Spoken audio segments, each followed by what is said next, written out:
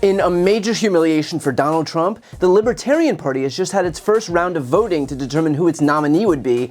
I should remind you that Donald Trump was there just yesterday making his case to the attendees and delegates, and when the dust settled, Donald Trump took in, and I hope you're sitting down for this, 6 votes. That's right, 6 entire votes, which is incidentally 10 votes less than a guy named Toad.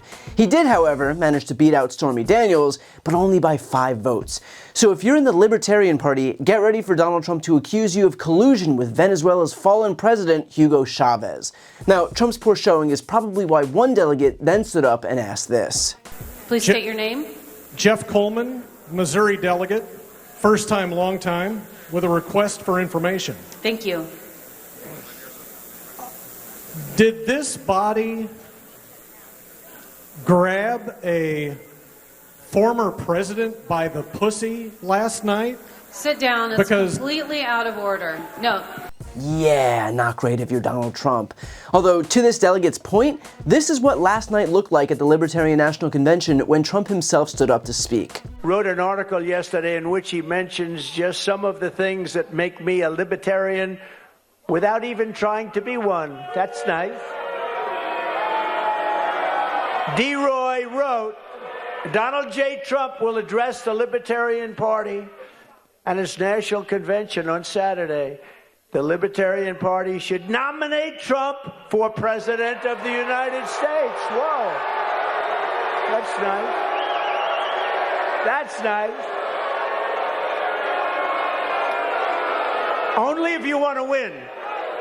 Only if you want to win. Maybe you don't want to win. Maybe you don't want to win. And I stand before you tonight as your best hope of defeating the weaponized Biden and the very evil regime that his people, because it's probably not him, because he doesn't know where the hell he is, combined with us in a partnership. We're asking that of the Libertarians. We must work together. Combine with us. You have to combine with us. We cannot give crooked Joe Biden 4 more years. Now I think you should nominate me or at least vote for me, and we should win together.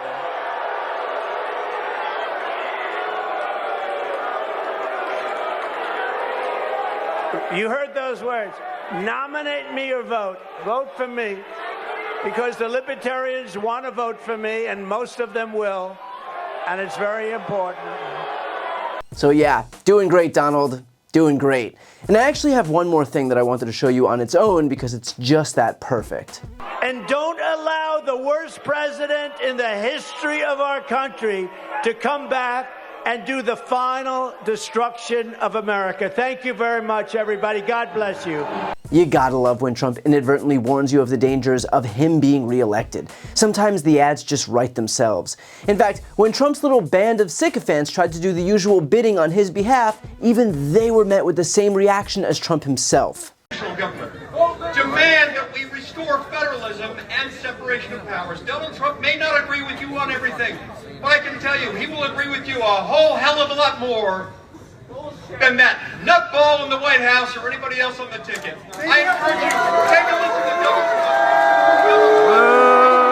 Trump. I'm speaking to you as a libertarian at my own core. I have gotten to know Donald Trump over the course of the last several years and the last several months. And you're going to hear from him tomorrow night. And the question is, do you want to influence the next administration or don't you?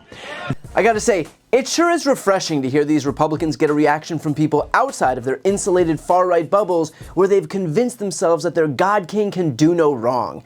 And frankly, I'm not sure why Donald Trump even went in the first place, considering it was abundantly clear that this was going to be the reaction that he got all along.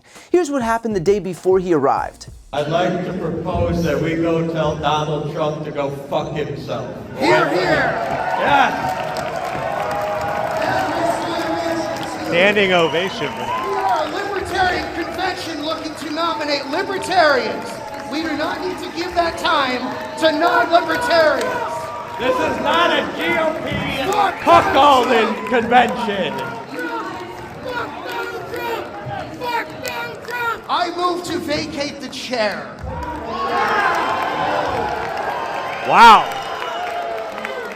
And Trump, of course, unable to deal with the embarrassment, took to Truth Social in the aftermath of his visit, writing, "The reason I didn't file paperwork for the Libertarian nomination, which I would have absolutely gotten if I wanted it, as everyone could tell by the enthusiasm of the crowd last night, was the fact that as the Republican nominee, I am not allowed to have the nomination of another party." And he's right that he couldn't be the nominee for two parties, but that's not why he lost. He lost because the attendees and delegates didn't like him. So let's not conflate the fact that he couldn't be the GOP nominee and the Libertarian nominee with the fact that he didn't also just try to become the Libertarian nominee regardless. He would be singing a much different tune if he actually got the votes, but he didn't, and so instead he started offering excuses because, per usual, he wants all the credit and never the blame. I should note that RFK Jr. also managed a dismal showing, managing about 2% and finding himself eliminated after the first ballot as well.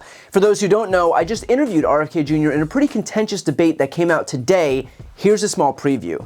One of your top donors is Timothy Mellon, who was Trump's top donor in 2020. He's given $25 million to a super PAC supporting you, and he's given $25 million to a Trump-affiliated super PAC, which certainly does give the appearance that Trump's donors want you on the ballot to serve as a spoiler candidate on his behalf.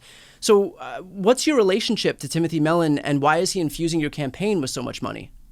We get, I said this at the beginning of the campaign, Brian, that I want to run a campaign that appeals to both sides. I want to run a campaign that makes Republicans forget they're Republicans and Democrats forget they're Democrats. And everybody remember that they're Americans. So I'm getting money from Democrats, Republicans. I welcome money from people who support President Trump. I have people on our staff who came from the Trump campaign. I have people on our staff. I understand all of that, but if he's giving money at the same time, $25 million is no small sum. If he's giving $25 million to Trump and to you, and this is a Trump-aligned donor, and he's your biggest donor to super PACs right now, do you have any relationship with this person? Do you know why he's giving you this massive amount of money? Because clearly this isn't throwing his support behind you if he's also supporting Trump at the same time. You would have to ask Timothy Mellon that with the super PAC. I'm not allowed to coordinate at all with the super PAC. But do you have a relationship with him? With Tim Mellon, I've met Tim Mellon twice.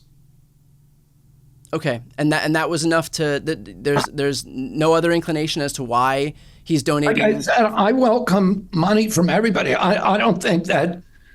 Listen, I'm more. You can understand how you can understand how. Brian, I'm not sure what you're getting at, but President Trump. I'm running against President Trump. I have been a huge critic of President Trump's.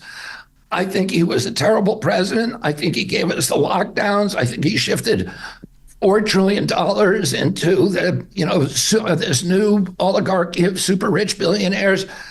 I think he ran up the debt higher than any president in history. He presided over a chronic disease epidemic. He promised to get us out of the wars, and he has, he brought John Bolton, who's the center of the war machine, to run the NSA. He was a terrible president. I'm running against him, so I'm not sure what point you're trying to get at. But I think the point is obvious just from a layman's perspective. If you have a Trump donor who's also propping up the super PAC affiliated with you, that it would suggest that person wants you on the ballot because he would perceive it as deriving benefit for Donald Trump. Well, that's what you say. I don't think that is obvious. And of course, if you want to watch that full interview, which I would highly recommend because we don't just talk about him being a spoiler, we also go over vaccinations, abortions, and even brainworms, click the link right here on the screen or go to the interviews playlist on my YouTube channel or click the link to that interview in the post description of this video below. In any case, a pretty clear humiliation for Donald Trump and RFK Jr. this weekend, as both men are recognizing the limits of their audiences and getting the message loud and clear that fewer and fewer people are looking to buy what they're selling. I've got a really exciting announcement. I've written a book. It's called Shameless. This book explores how Republicans have exploited their historical branding while attacking our democracy, how the media has proven itself a willful participant, and how Democrats can learn from this to rebalance the political scales and save our democracy. It has been a lifelong dream of mine to write my own book, and so I'd like to ask you to pre-order it by clicking the link right here on the screen. And if you buy within this pre-order period, your book is going to come with a signed nameplate. As you know, I've never had a single sponsor on my channel. I don't ask for money or anything like that, but if you're looking for a way to support me, this is hands down the best way to do it. So again, follow the link right here on the screen, and thank you from the bottom of my heart for pre-ordering Shameless. And as always, make sure to subscribe to see more of my content.